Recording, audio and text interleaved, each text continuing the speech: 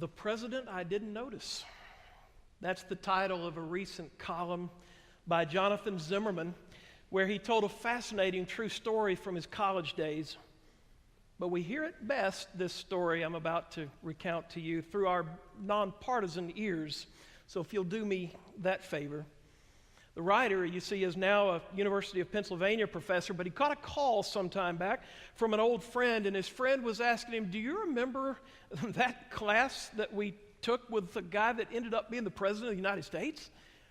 And he said, I didn't remember until my friend reminded me that when I was at Columbia University, I had taken a course with Barack Obama. He said, I didn't remember that right offhand until he reminded me of the specific course. And then I remembered this quiet, unassuming African-American man who sat right next to me across the aisle. He said, I could have touched him. He didn't call a lot of attention to himself. He rarely spoke. And I said, that guy, that was Obama? Sight, vision, noticing. An Air Force officer in charge of recruiting told of the changes that have happened generationally. He reports that back in the World War II days, they looked for guys with really good eyesight and guys who could look across their field of vision and identify at once a minimum of 4 to 6 objects or targets. But he said nowadays, with the kids who have grown up playing really complex video games, they are now having men and women come to them who can identify anywhere from 14 to 21 objects across the field of vision. Vision, sight. We can't possibly notice everything, you know. Some things we just don't pick up on. It's a function of our physical eyesight. It's also a function of our emotional intelligence and our enculturation and values. There was a rich man who was dressed in purple and fine linen and who feasted sumptuously day after day. And at his gate lay a poor man named Lazarus, covered with sores, who longed to satisfy his hunger with what fell from the rich man's table. You're hearing the song right about now, aren't you? You're humming the tune in your head. And where do I even start with a parable like this? This is a fun one to get to preach on Peachtree Street in Buckhead. Penny Nixon has asked of this story, is it possible to preach this parable without the accompanying condemnation? Is it as simple as good news for the poor and bad news for the rich? And can we find a message of redemption anywhere in a parable that seems to shout to us, too late, too late? Now, Doc has labored in this series already on parables, from the parables of Jesus, that Jesus used in his teaching misdirection. You head into the story, you listen to it, whether it be a long parable or a short one, and you think you know where it's headed. You think you're seeing what you're supposed to be seeing, and then an ending pops up at you that you didn't see coming at all. So let me begin by telling you that this is the parable that scares me. Most of them challenge me. They affect me in some way that makes me rethink what I believe or value or do. Well, this one frightens me at my core. This parable pits rich and poor and does not leave them as vague generalizations. It represents them as two men. By the way, Lazarus, the poor man, is said to be the only character in any of Jesus' parables who got an actual name. Tradition has named the other man Dives. Some believe that he might not only have been wealthy, some believe he might have also been a high priest because of the purple robes and another detail or two within the story. And speaking of clothing, while the rich man is robed, The poor man's clothing is more subtle. He is clothed in misery, and from head to toe in sores. This parable actually flows, if we're reading backwards a little bit, from a conversation Jesus had earlier with some Pharisees about the love of money and about riches and about true riches.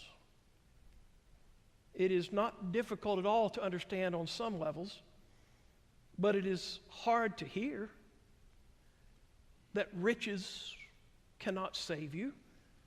And what you miss out on can harm you and others around you. And how you make your decisions around these says an awful lot about you. These characters are near each other in this story, Lazarus and the rich man. They're near each other in two different settings in this parable, yet they never interact. And the two worlds in which they live are clearly set up, have and have not. Day by day, it seems, Lazarus lay right at the gate in front of the rich man's house. He was obviously not well. And we tend to think in terms of the professionally indigent these days sometimes. This man was genuinely poor and sick. Yet evidently he was a daily part of the rich man's life. At least he could have been. I am compelled by what the poor man wanted from the rich man's table. He longed to satisfy his hunger with what fell from the rich man's table. Now, you remember our own church member, Peter Ray Jones. Dr. Jones, not only the longtime pastor of First Baptist Decatur, but also a renowned New Testament scholar. And it might be that his life's work is his book on the parables of Jesus. And when he treats this parable, he calls on the work of another scholar, borrows from that, and surprises us with the notion that the crumbs in some translations that fell from the rich man's table weren't crumbs at all. Picture diners in affluent settings in Jesus' day, if you will, sitting down to a table but not with a cloth napkin folded across their lap, and certainly not a paper one. And so, occasionally during the meal, they took the thing that was cheap and plentiful, bread, and broke off a piece of it after they had dipped their fingers in a bowl of meat and gravy and the like. And they wiped their fingers on these pieces of bread and dropped them under the table. The man's situation in this parable, his lack, was so extreme that he longed to scoop up and eat soiled bread.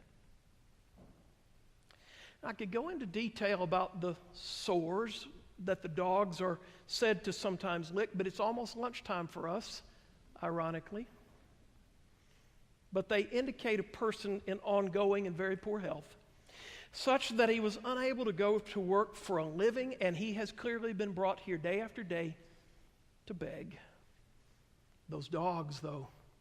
Some read the dogs in this parable to indicate that even dogs were treating this man more kindly than the rich man was in the story. But others believe that the dogs indicate that this man was so powerless, so weak, so sick, that he couldn't fend them off. And so they were free to do what dogs will do. We get the picture. But the rich man did not.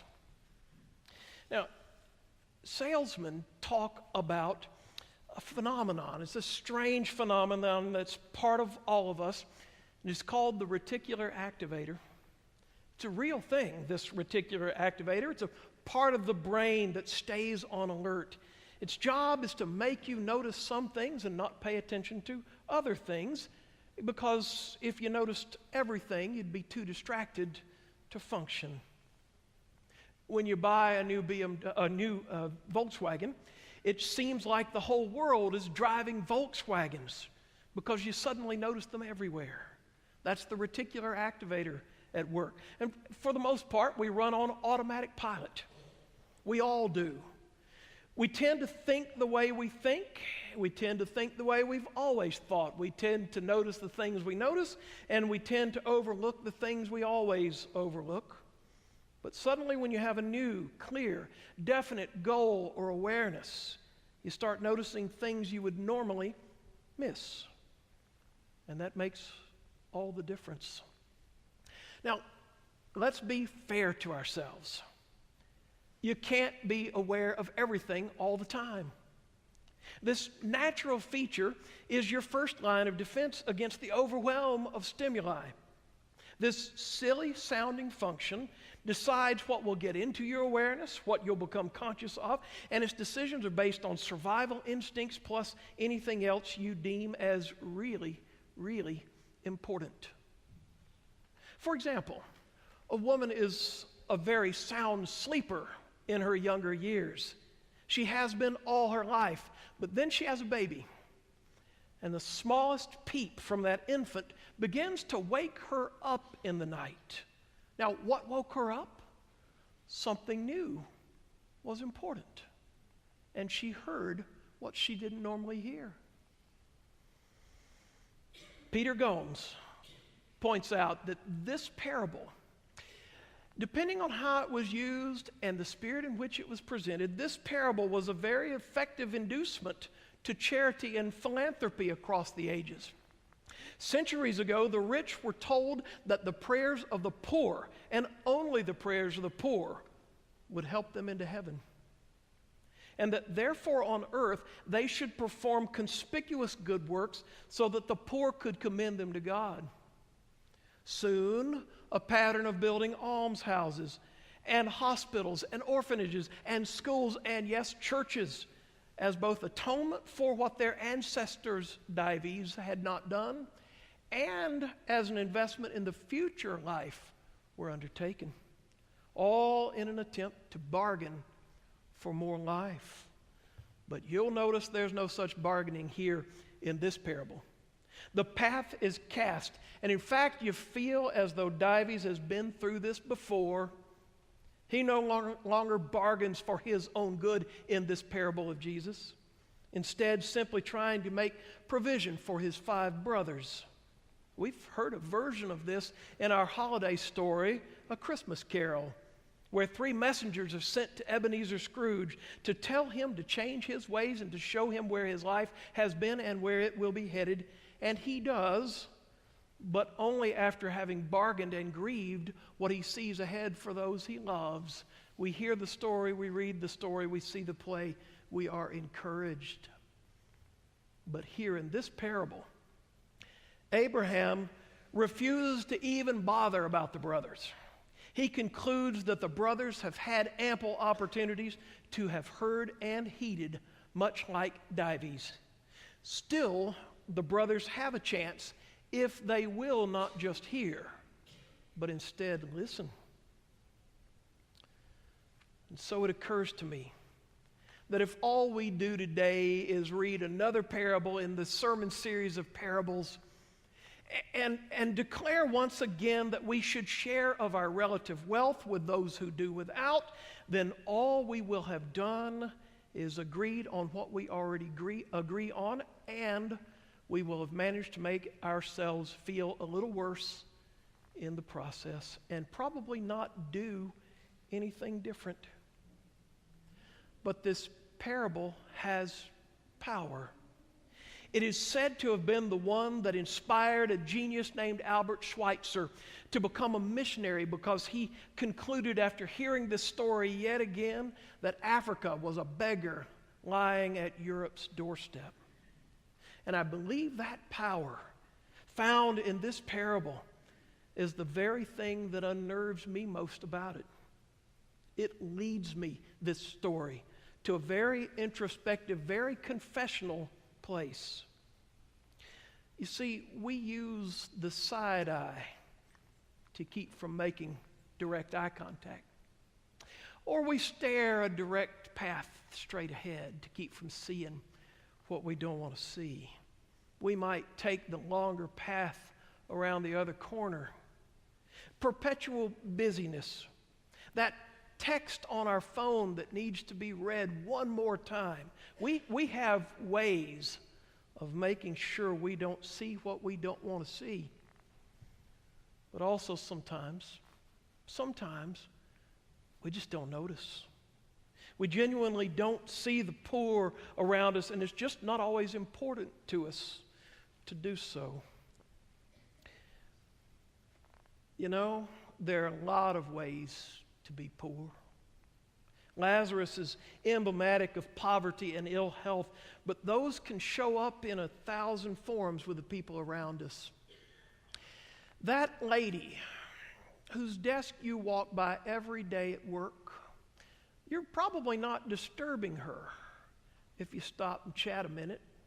She works there quietly day after day, and she's the one no one speaks to.